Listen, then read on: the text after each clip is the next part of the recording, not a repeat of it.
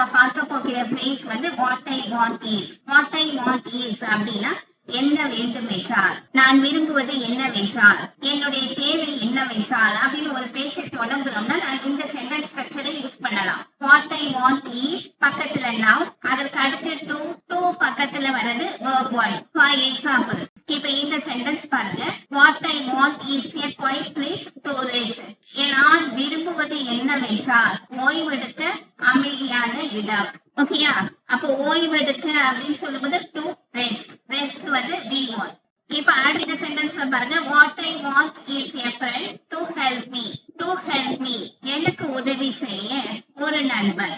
எனக்கு என்ன வேண்டும் என்றால், நான் விரும்புவது என்னவென்றால் எனக்கு உதவி செய்ய ஒரு நண்பன் வேண்டும். எனக்கு என்ன வேண்டும் என்றால் ஒரு அமைதியான வாழ்க்கை. சோ இதை எப்படி இங்கிலீஷ்ல பேசுறது கமெண்ட்ல டைப் பண்ணுங்க. நன்றி.